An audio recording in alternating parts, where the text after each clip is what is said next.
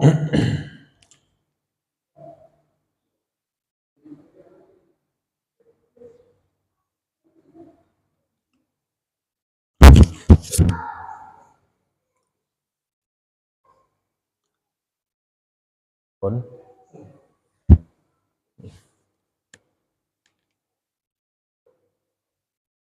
Assalamualaikum warahmatullahi wabarakatuh. Bismillah, alhamdulillah, wassalatu wassalamu ala rasulillah wa nistafahu wastabahu nubuwati wa risalah al-musdaba al-mustafa sayyidina wa maulana Muhammad jannabal mufahamin hadrat al-izah, para alim, para kiai, para santri, para hadirin yang dirahmati Allah Subhanahu wa taala. Demikian juga semua peserta IKA di Trenggalek, terkhusus Ustadz Khaliqun Najib. Alhamdulillah wa syukurillah, pada malam hari ini kita bisa berjumpa bermuajah di majelis yang insya Allah penuh barokah. Semoga perjumpaan kita dalam rangka ta'lim wa ta'allum li'ila'i kalimatillah ala tihal uliyah mendapatkan taufik hidayah dan rahmah dari Allah Subhanahu wa taala. Para hadirin yang dimuliakan Allah, tema kita pada malam hari ini adalah tholabul halal, atau mencari rezeki yang halal. Perlu kita ketahui bahwasanya Allah Subhanahu wa taala sudah menjamin bahwasanya setiap orang, bahkan setiap makhluk hidup yang ada di dunia ini pasti akan mendapatkan rezeki dari Allah Subhanahu wa taala.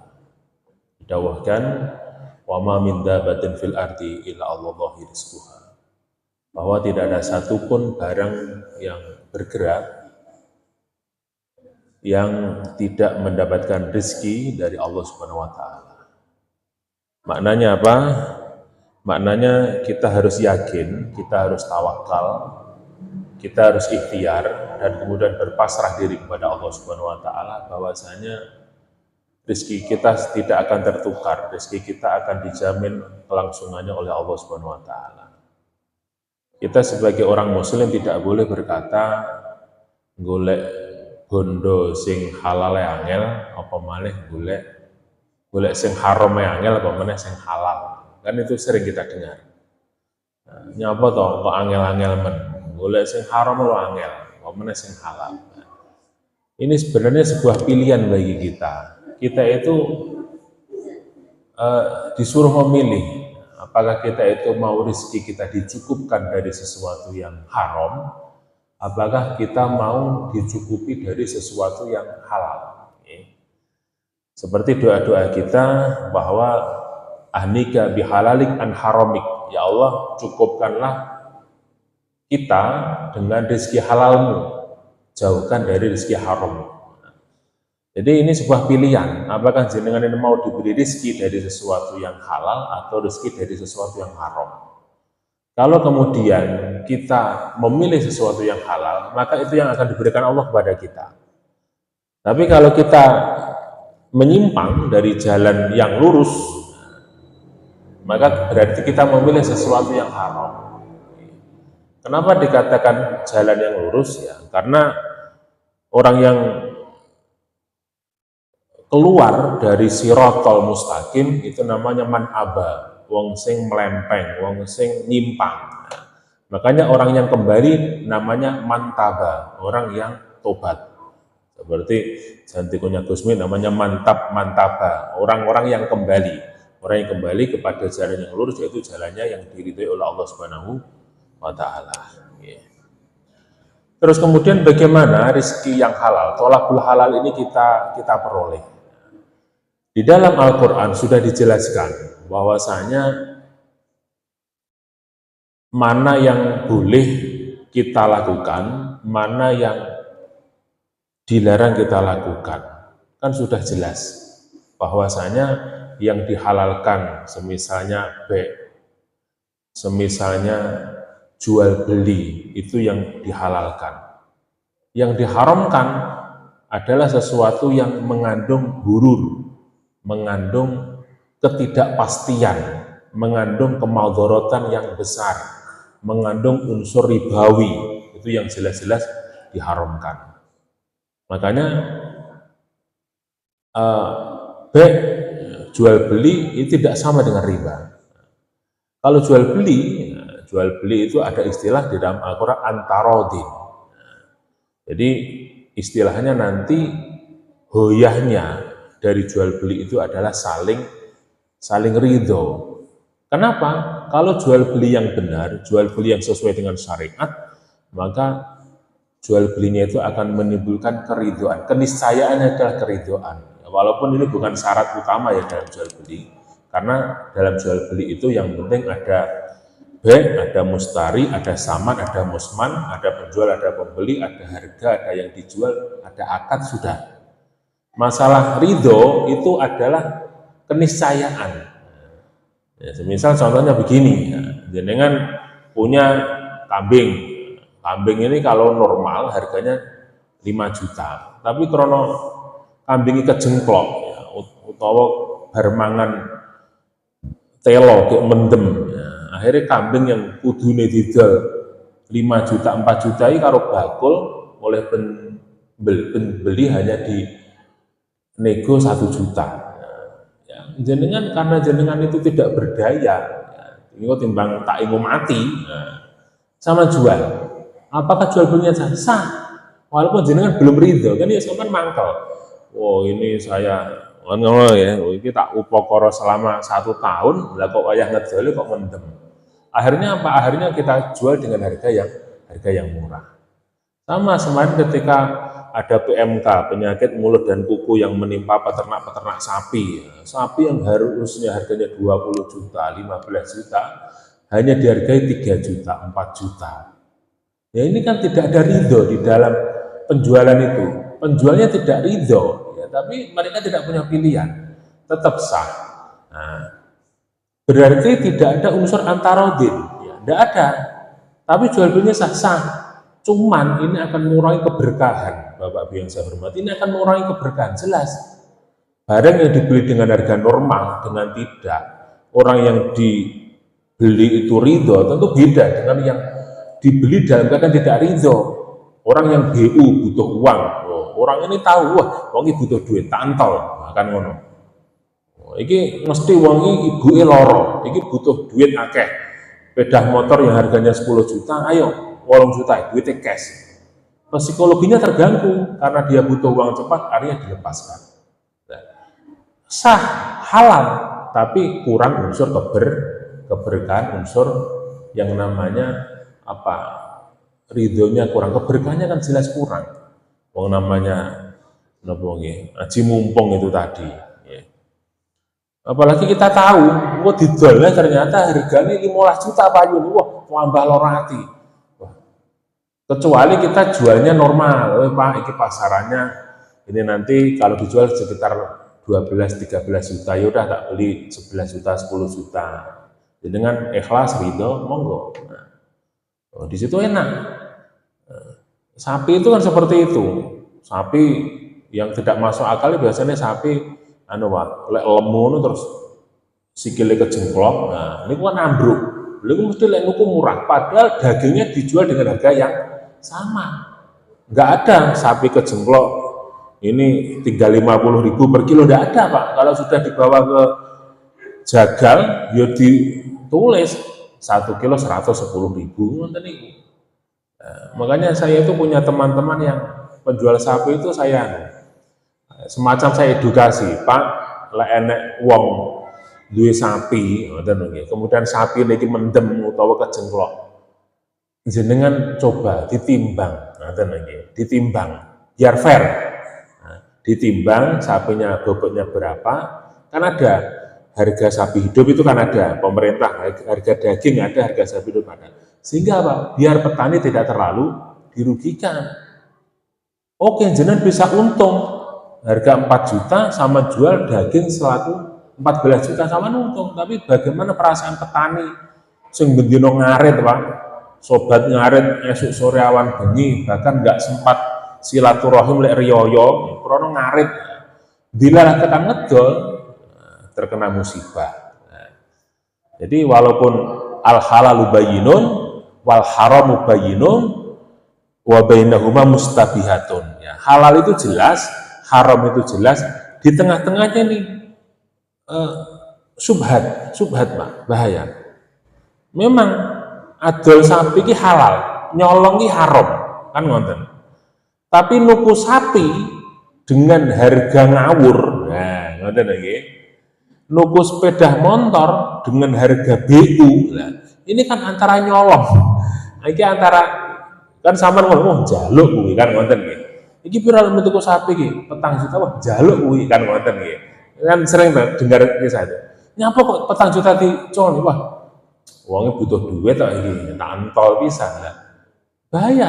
Yang seperti ini kehalalannya perlu dipertanyakan. Ini jangan-jangan masuk ke area subhat. Ya memang nggak haram Pak, tapi masuk daerah abu-abu.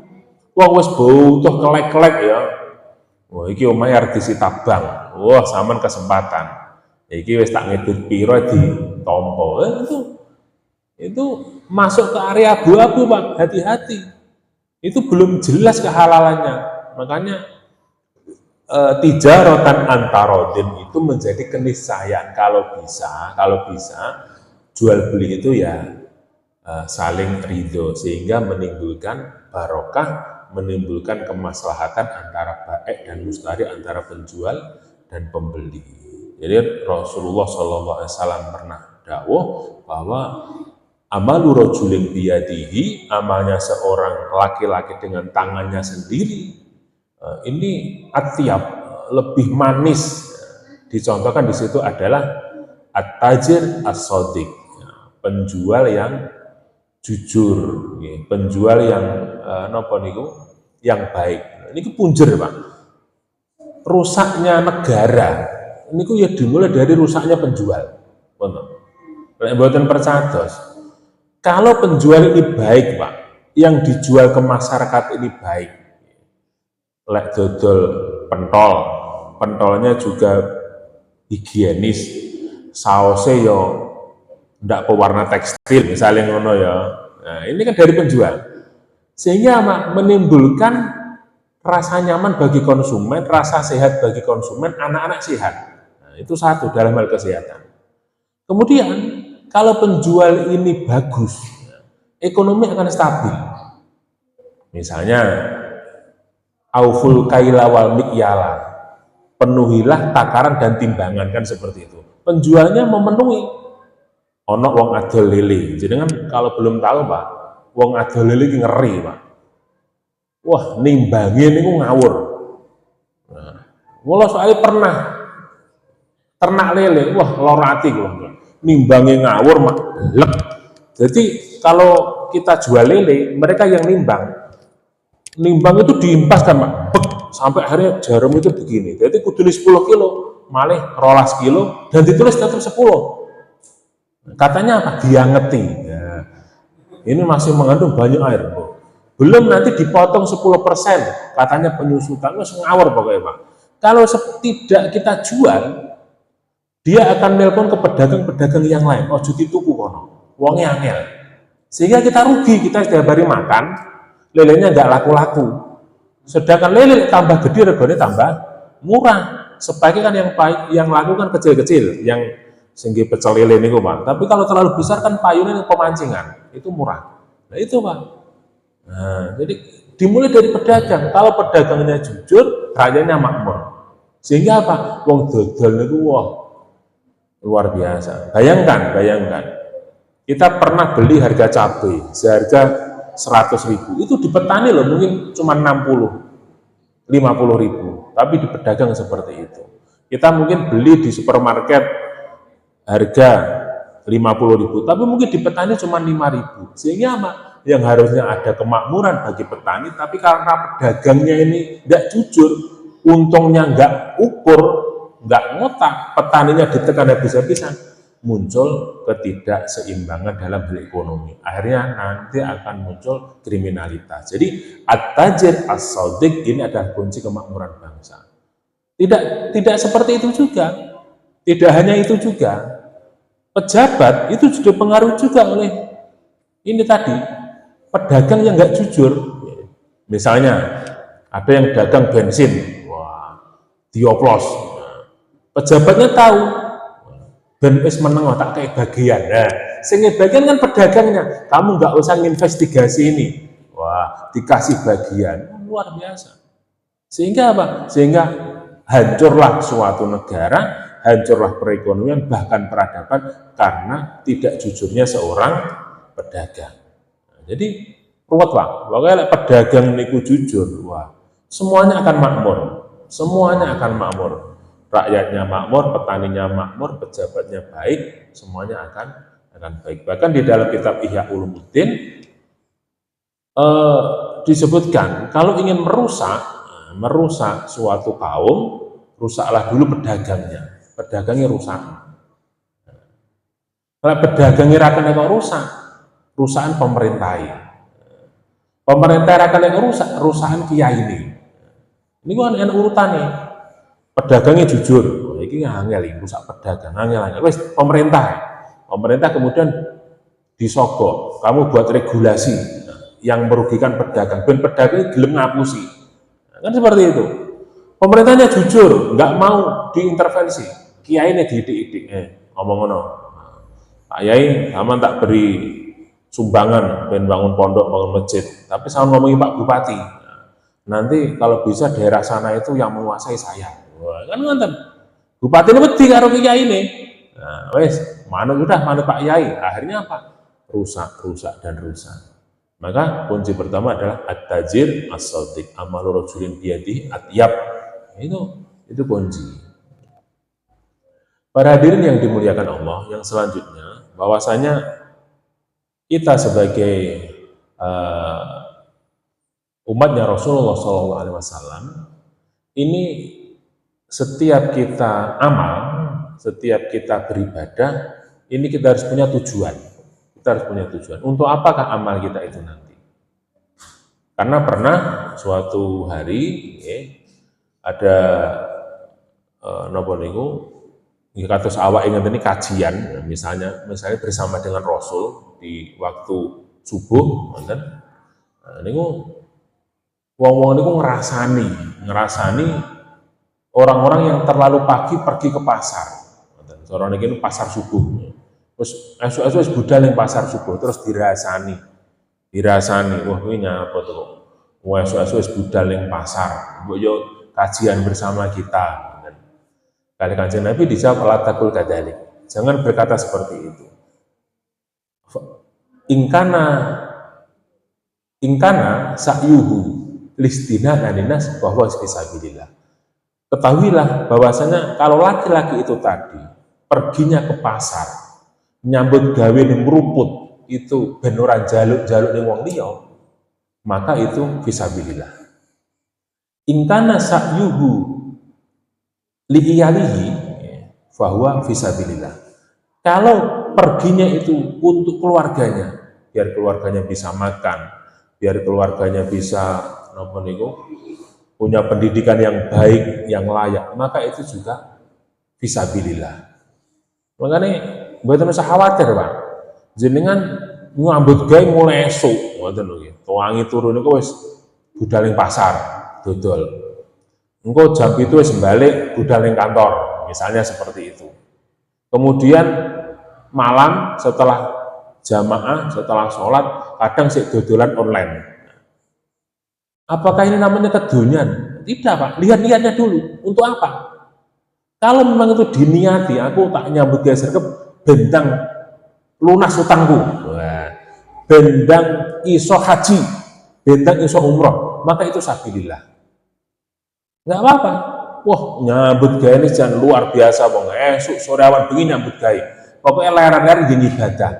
Bahayanya kalau nyambut gawe enggak ibadah, itu pengecualian, Pak. Jelas kalau itu enggak masuk hitungan. Tapi kalau dia beribadah juga, ibadahnya sergap, tapi nyambut gawe ini sergap, bengi-bengi gitu. Dia masih buka toko sampai jam 11 malam. Toko ini buka. Padahal esok dia ini PNS misalnya, ngulang. Enggak apa-apa. Kalau memang tujuannya untuk ibadah, maka gampang, Pak. Gampangnya. Ma min amalin yutasawwaru bi amalin dunia Mamin amalin yutasawwar bi amali dunya yasiru amalan akhirat bi husni niyah. Banyak amal yang kelihatannya itu amal dunia, tapi karena bagusnya niat menjadi amal akhirat. Jenengan nyambut gawe, jenengan ngulang matematika, ngulang bahasa Inggris, jenengan dodolan, itu kan konyol-konyol ngamal dunia, Pak. Karena kalau nggak berangkat kan nggak dibayar. Mungkin jenengan nggak mau, Pak, nukang goni wong, jaga toko kalau nggak dapat bayaran. Nggak apa-apa. Tapi kalau kemudian hasil bayarannya itu tadi jenengan niati untuk takarrub ilallah, untuk keluarga panjenengan, untuk sanggup ibadah, maka ini jelas sabilillah. Betul, saya khawatir. Jadi sama nek di nopo niku, nek dulu ada uang mau kedunyan men, ya enggak. Kita enggak kedunyan, mau kita ada tujuannya. Tujuannya untuk ibadah. Ad-dunya masru'atul akhirat. Dunia ini adalah ladang untuk menuju akhirat. Nah, untuk menuju akhirat yang lebih baik, kadang diperlukan perjuangan. Perjuangan itu ada kalanya berupa fisik, ada kalanya berupa benda. Kan ngonten? Berupa fisik jenengan sholat, jenengan puasa. Ada kalanya berupa benda, jenengan zakat, jenengan sedekah. Justru itu, Pak. Kadang yang berupa harta itu manfaatnya lebih besar. Nah, jenengan punya harta yang banyak, tapi jenengan juga baik kepada orang banyak, maka kebaikan akan tersebar. Misalnya masjid ini, bahkan kita online seperti ini, kalau nggak ada dananya, ya kudanan, Pak. Ya nggak iso online, nggak bisa bayar pulsa, nggak bisa beli bensin, nggak bisa beli PLN. Maka apa? Ini orang-orang yang punya dana itu kemudian ditasarufkan, diinfakkan, disodakohkan. Jangan dikira mereka tidak punya andil. Punya andil, Pak. Punya andil dalam setiap kebaikan. Dulu zaman Nabi Muhammad ada sahabat namanya Abdurrahman bin Auf yang bahkan dilarang untuk bersedekah terlalu banyak. Abdurrahman bin Auf itu pernah mau menyedekahkan semua hartanya, dilarang oleh Nabi. Nah, pikiran anak bojomu, akhirnya disedekahkan separuh harta. Mungkin jenengan kurungu separuh titik loh. Lihat hartanya dulu. Berarti separuh nih, kalau tabungan muning bank 200 juta, ya berarti 100 disumbangkan. Kalau jenengan punya tanah 200 berarti yang 100 disumbangkan. Jenengan punya 2 mobil, yang 1 disumbangkan. Jenengan punya 2 istri, enggak ya.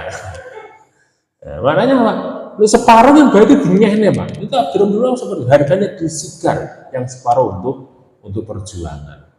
Itu bisa terjadi kalau orang-orang Muslim itu kuat di dalam ekonomi. Makanya kita harus membagi peran. Yojo terus kelesetan, turut masjid, wiridan 24 jam. Jangan. Ayo tolabul halal. Ya, tolabul halal. Golek rezeki yang halal. Tolabul halal itu kerja, istilahnya disebut kerja, tapi kerja yang halal. Jadi daripada kita seperti sahabat yang disindir Nabi, rajulun fi zawiyatil masjid, ana wong lanang penggaweane kok klesetan ning masjid tapi atine ning pasar. Maksudnya atine ning pasar niku dhewe kok mikir kok disumbang wong. Iki aku ngenteni apa ya, ngenteni berkate wong, ngoten lho nggih. Ngenteni wong mulai kok pasar. Bahasane biyen ngoten. Mulai wong pasar wong klesetan terus kemudian memberi sumbangan. Lebih baik adalah orang itu di pasar, wakol fil masjid. Lebih baik orang itu berada di pasar, Pak, neng pasar pon, neng pasar subuh, tapi hatinya neng jero masjid. Kerja, tapi dia niat, ya Allah saya kerja, nanti kalau wis manjing duhur aku mulai, saya jeda, saya mau sholat duhur, ngesai duit 5.000, dileboni kotak amal. Wis disiap pisan, ya seperti itu, lebih mulia daripada jenengan ket wesuk wiridan, ngoten nggih. Engko aku ngenteni Pak Kae mulai ke pasar mesti nggawa nasi bungkus, antenane. Aku ning kene, lho. Wong ning masjid tapi atine ning pasar. Beda dengan yang di pasar itu tadi. rajulun fisuk wa qalbuhu fil masjid. Dia itu ada di pasar tapi hatinya berada di masjid. Maknanya apa? Kita sebagai umat Rasul harus proporsional. Rasul pernah menegur orang-orang yang pekerjaannya tiap malam tahajud, Pak. Qiyamul, mulai dari maghrib sampai subuh. Kemudian siangnya puasa. Bayangkan, esok sampai sore poso, sore sampai bengi qiyamul. Nabi memperingatkan, kamu punya keluarga, kamu punya iyal, punya anggota yang harus kamu beri nafkah. Ayo, ojo ini terus, jangan di sini terus. Itu juga ibadah. Kamu bekerja untuk kebaikan anak istrimu juga ibadah. Jadi, tholabul halal ini merupakan suatu keniscayaan. Kalau kita sudah tholabul halal, kita sudah punya yang namanya ujroh, kita punya muknah, maka kita akan punya tawakal kepada Allah Subhanahu wa taala. Kita tidak tomak kepada makhluk. Tomak kepada makhluk itu ngarep-ngarep pemberian yang enggak jelas, Pak. Kalau Kiai Saraya dulu bilang, tomak itu tok bolong, mim bolong, ngain mangap. Jadi ngowos, tok mim ain, tok ki bolong, mim ki bolong, ain ki mangap. Jadi ngowos ora apa. Wong tomak ini kadang ndak apa-apa. Itu kalau tomak di semua tempat, tapi kalau tomak fi matmain kadang ndak apa-apa. Misalnya begini, tomak fi matmain itu jenengan mau berangkat selamatan, aku tak niati ramangan, soalnya kalau selamatan tinggi mangan, ndak apa-apa, jelas enek mangane ya tuh nih, ngoten nggih. Tapi tomak niku kadang ngenten, aku tak dolan ngene Pak Najib, ngono sapa ngerti tinggi sarapan. Akhirnya kan ngomah ora sarapan, tekan kene ngelowas ternyata Pak Najib wis sarapan. Toleh akhirnya. Nah, ndak boleh itu tomak fi hoirimat main. Ya, para ulama ini membagi. Tomak itu ada dua, tomak fi matmain, wa tomak fi hoirimat main. Tomak di tempatnya tomaknya itu biasanya oleh. Nah, jenengan napa niku tak cilik-cilik, wong aku nang masjid enek Jumat berkah, nah itu yo enek, ngoten nggih. Ya itu dicepaki wis apal iki mesti enek. Nah, iku nyati wis enek. Tapi yang sing ngarep-ngarep pikirane apa-apa aku tak rono mbok menawa. Nah, niki lho. Nah, ini loh, enggak boleh ini. Ini enggak boleh. Mengharap dari sesuatu yang tidak apa. Sehingga apa? Sehingga tawakal kita akan kurang, kita akan kecewa. Nah, kita harus ngarep-ngarep ternyata enggak. Biasanya ngoten, Pak. Wong lek ngarep-ngarep kadang enggak oleh apa-apa. Awas kadung suarapan ternyata nek ngono ditawari sarapan. Karena wis ra mikir, wis aku yakin wis dingai alhamdulillah ora ya wis. Ternyata nek ngono malah